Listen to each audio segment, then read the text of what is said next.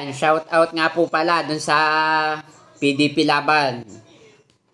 Balita ko'y nagkwentong suka daw kayo. Tinamaan ba kayo sa sinabi ni PBBM na pinabili lang ng suka na bigyan na ng Certificate of Candidacy? Tinamaan kayo? Hindi kayo tinukoy ha, mga kalaban. Maraming mga independent talagang kayo yung nag-explain. Ibig sabihin, tinamaan kayo kasi kayo yun. Kasi yung sinabi ni PBBM nasa inyo yun. Magbibigay ako ng isang example. Si Jimmy Bondoc, si Philip Salvador, at ang isa ay nasa posisyon, si Robin. Diba? Wag nyo sasabihin na si Bong Revilla ay nagkaroon din ng kaso. Kasi, itanong nyo dyan sa tatay ninyo kung bakit nakalaya yun. Ayun, doon yung itanong, no?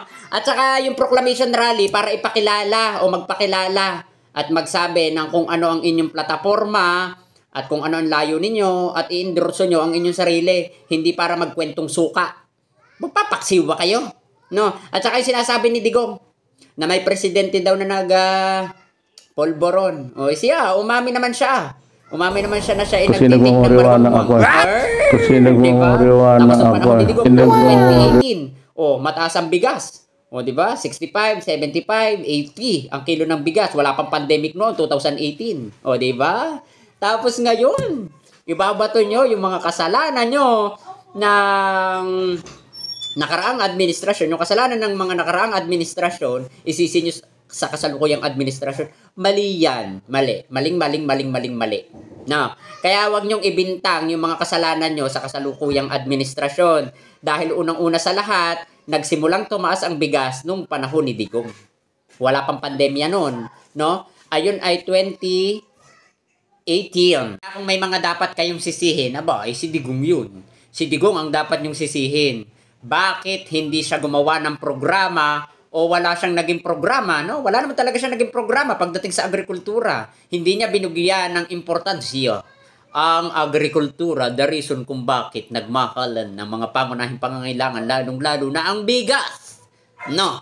Dapat tinutukan niya yun. Dapat binigyan niya talaga ng importansya yun para hindi siya nagyayayaw-yaw ngayon. At saka kung paano naging successful yung Diyos ko po. At saka sinasabing pangako, di ba? Sabi nga, mauubos ang pulburon dito sa Pilipinas sa loob ng 6 na buwan. Nagawa ba? At nagbabalikan ngayon. Bakit nagbabalikan ngayon? Bakit nagbabalikan ngayon? Kasi nung time ni Digong, hindi nawala ang pulburon. Mga nagtago lang. No?